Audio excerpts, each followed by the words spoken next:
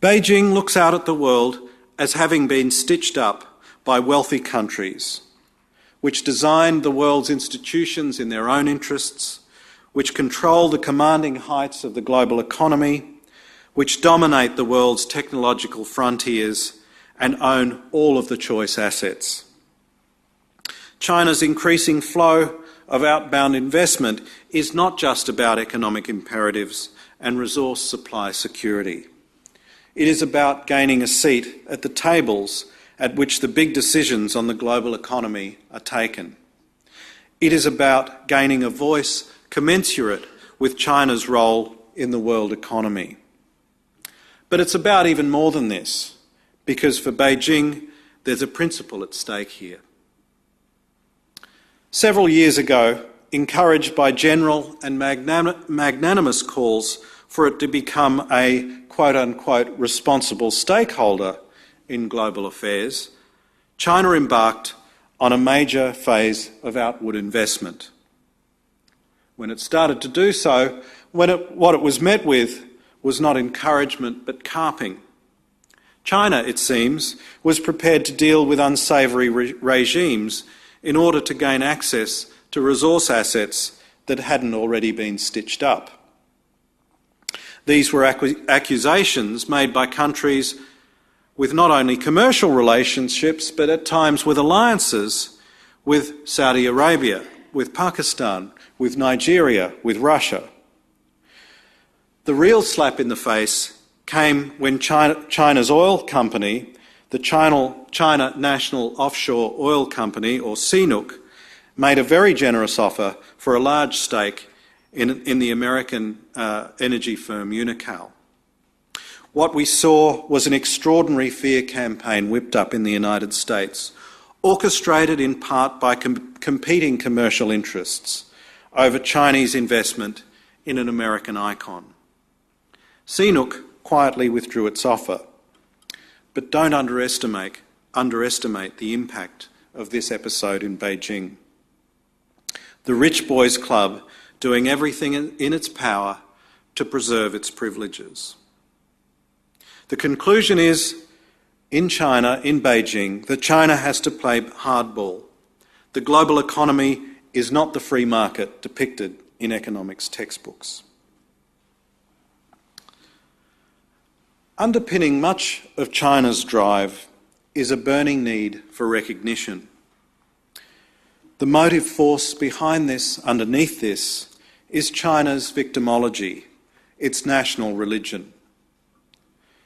By this I refer to a heightened awareness that's very widespread within China, that China, as one of the world's great civilizations, faced a century and a half of humiliation at the hands of foreign colonialists.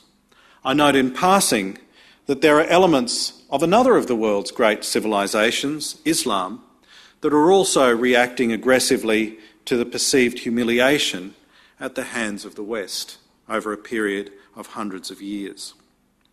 In China's case, there is a powerful state. Unlike in Islam's case, there is a powerful state that can articulate the demands of the civilization in question. For the Chinese, the only atonement can be the world's full recognition of China's return to greatness. But this is a mindset that makes Chinese nationalism extraordinarily brittle. It makes Chinese people react with great anger and hurt when others are seen to denigrate China. We saw this during the demonstrations over the Olympic torch last year. It is a mindset that motivates Beijing to appeal to Chinese outside of China's borders. It creates an exploitive cynicism in commercial dealings with foreigners. Yet here again, we confront another paradox. A civilization so aware of its superiority, so aware of its glorious history, so convinced of its glorious future, so determined to assert its rights, is terrified of global leadership. Confronted with the extraordinary proposition from several American thinkers that it should form a quote-unquote G2 with Washington to take the lead in solving the world's problems, Beijing couldn't have been less interested. Instead, this authoritarian state has for decades been calling for the quote-unquote democratisation of international affairs. By this, Beijing means that no one state or small group of states should presume to dictate global affairs. Beijing seems more intent at dismantling the concept of leadership in world politics than assuming a leadership position itself. In a nutshell, what we face in a rising China is a phenomenon with which we are utterly unfamiliar. We have no established templates for understanding exactly what's happening here. Our historical models of rising powers aren't of much use to us. This rising power is not conforming to the usual script of rising great powers. It is making no extravagant demands for leadership. It is not raging against the established order. Some say China is biding its time until it rises. My question is, when will China decide it has risen? I'm no one's excuse for a China expert, but I think taking a look beyond the clichés about China shows us three important things. First, China's structure of government means that its actions can be paradoxically chaotic in the short term, but strategic over time. Specific Chinese policies are more often the result of chaotic competition or complex bargains and side payments among state agencies. But at the same time, Chinese policymakers also show an intuitive feel for tactical advantage in the situations they confront. And the Chinese policy-making system has a propensity for self-correction that emerges over time. Second, China may be willing to play by the international rules, but it has no emotional or principled buy-in to those rules. No country understands better how supposedly impartial international rules can be used as weapons than the country that was excluded from its seat at the United Nations for 20 years.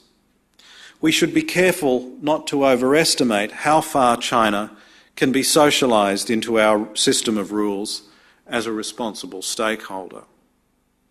And we should not underestimate the extent to which this view of international order provides justification for treating those rules instrumentally if there is an advantage to be had by doing so.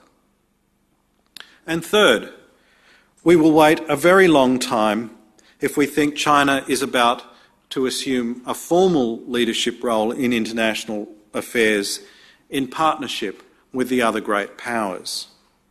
Beijing is comfortable with some of the trappings of leadership, such as its permanent seat on the Security Council of the United Nations. But at the same time, it is highly averse to being isolated on international issues. In other words, China tends to be a follower rather than a leader within the Security Council and other forums. In general, Beijing has not been able yet to articulate a vision for international order beyond its general assertions of its own rights and states' rights in general. As I said earlier, empathy is an act of two movements. The second movement is a process of discovering one's own interests, how they are affected by the other party, and prioritising which can be moderated and which must be held on to firmly. So what are Australia's interests, and how are they affected by China's rise? In general terms, as I said earlier, we tend to parcel our interests, our national interests, into three bundles: our security, our prosperity, and our values. At the moment, our security and values seem to want to pull the relationship with China in a different direction.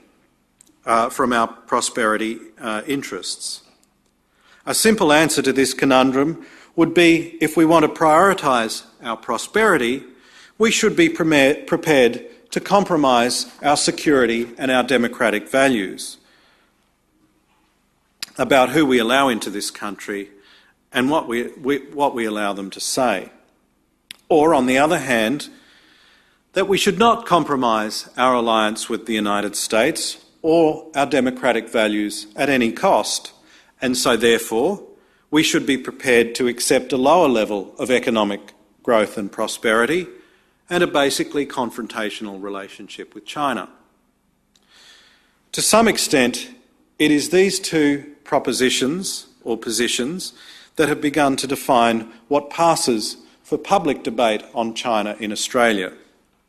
The old panda hugger versus China basher debate. Like so many other polarised debates, it makes for good media copy, but very poor policy.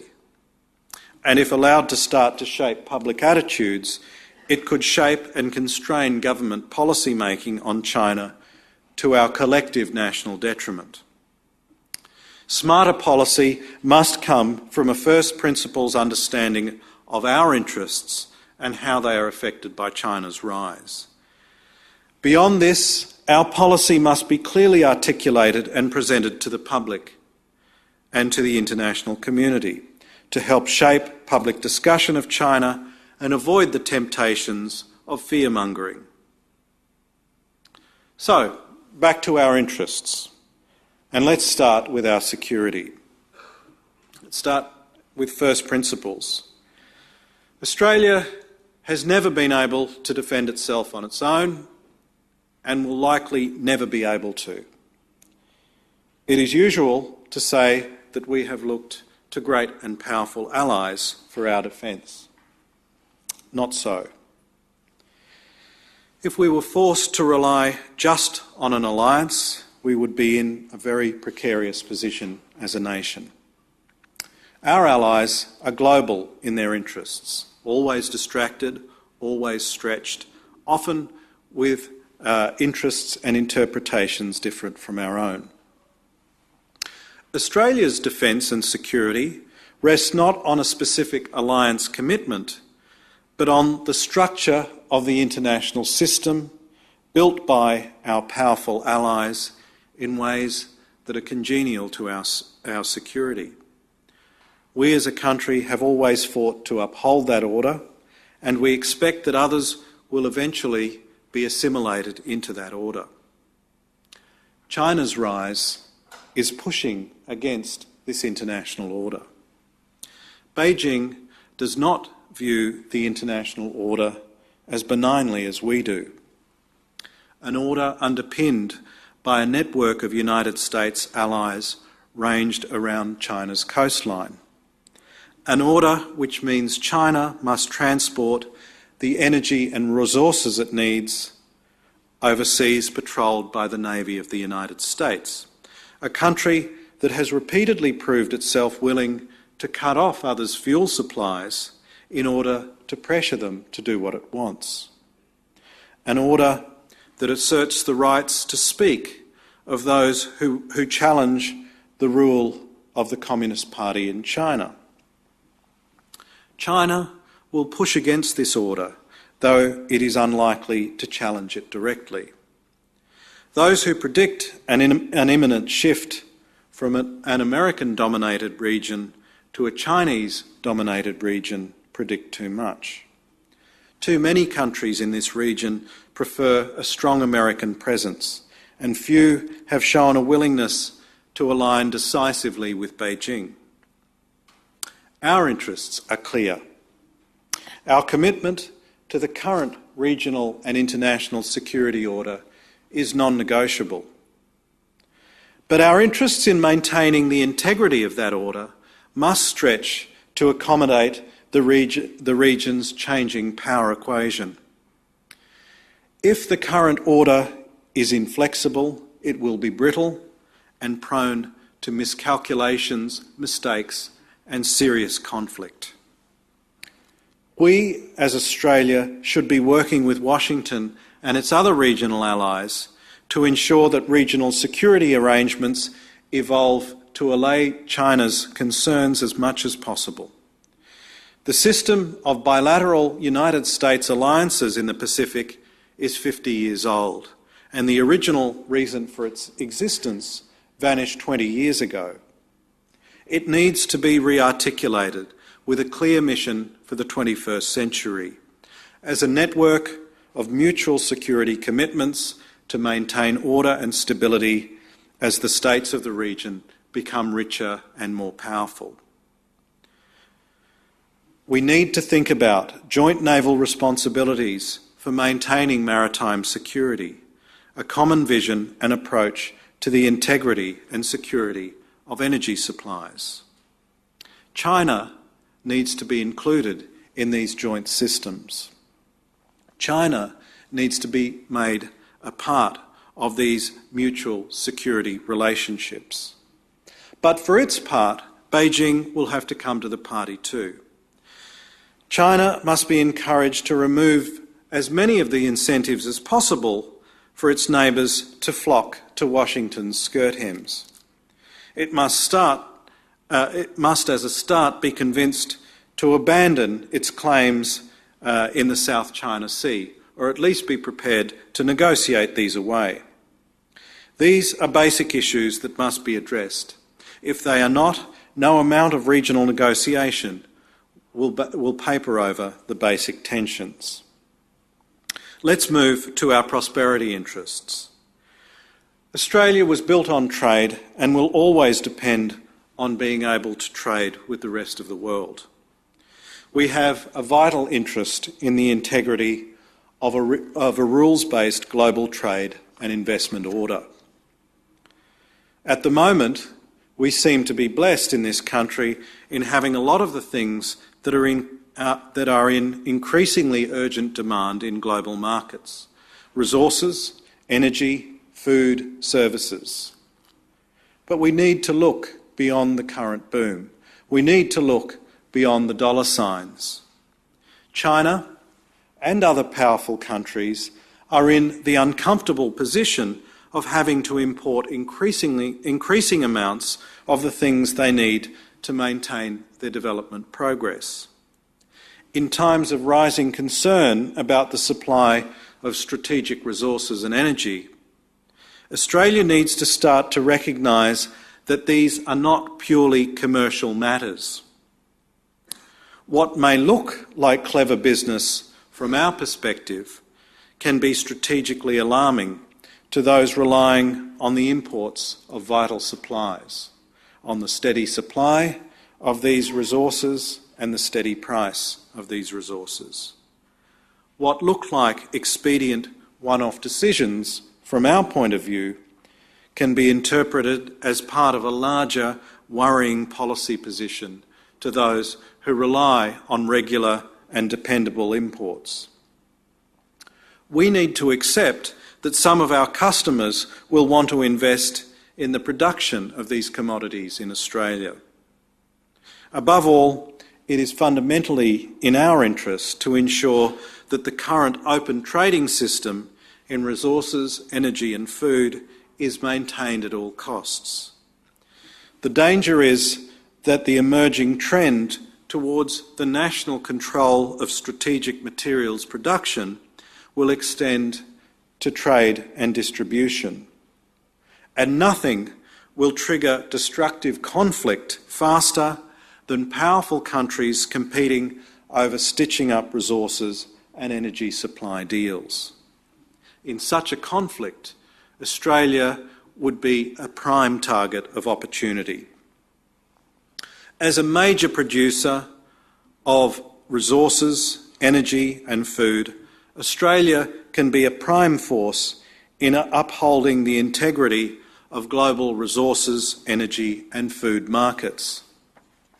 Indeed, we should be making common cause with some of the other major producers in the world to advance and protect this goal.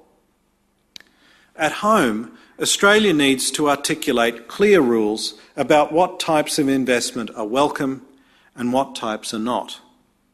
On the one hand, we should be sceptical about simplistic claims that by allowing Chinese investment, we are permitting the Chinese state to buy up our resources. Previous waves of investment from Britain, from America and Japan have not resulted in the wholesale exploitation of Australia and its resources. On the other hand, we need to be mindful of the potential vulnerability of private company to demands for access to board seats that can come as part of investment deals, when the objective is to gain access to commercial intelligence that can be used to bargain down prices. Our prosperity interests in this country lie in articulating clear foreign investment and merger rules to apply to all comers, while at the same time helping Chinese companies understand the logic and the limits of the markets they're playing into. Finally, our values, the principles which define us as a society and underpin our way of life. Our values, I think, can be thought of as a series of concentric circles. The innermost circle contains those principles that determine how we choose to live as a society within Australia. The next circle out includes those principles, which are part of how we choose to live, that we are concerned about people in other countries having. The outermost circle is a system of global principles, of general norms of human rights, embodied in a plethora of charters, declarations and resolutions. Ultimately, each level is important to allowing us to live our lives as we wish to. Of course, striving for a completely consistent set of values is a pointless, difficult task. Security and prosperity, of course, are values in themselves. We have found as a nation that the high priority we place on security and prosperity at times require a compromise over some of our other values. Ultimately, the challenge is to make sure that the priorities we assign and the compromises we make do not compromise the general principles that define us and the way we live.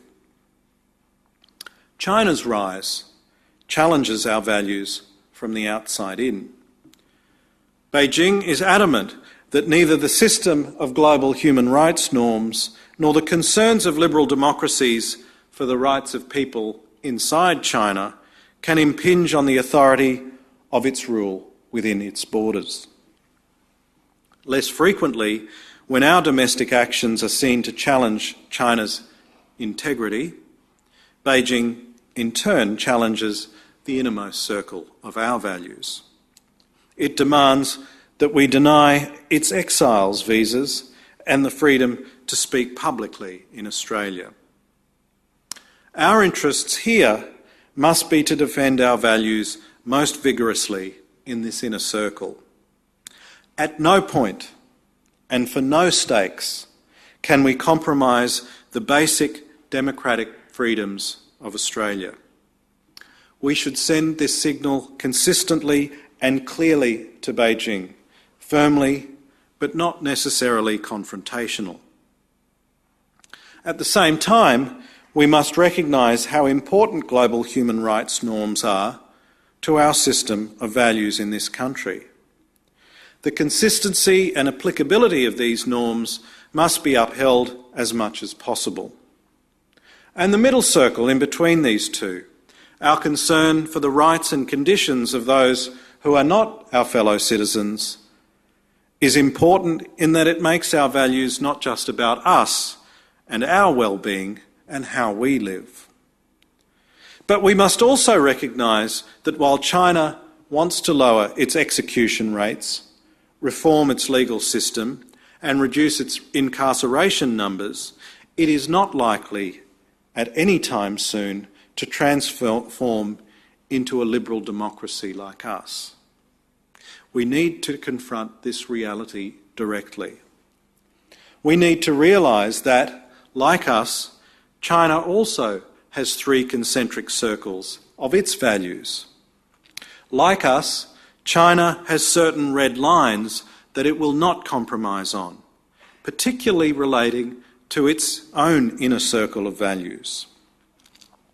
The challenge for Australia-China relations in the future is to find areas of common values and of values conflict, and to work on both of these.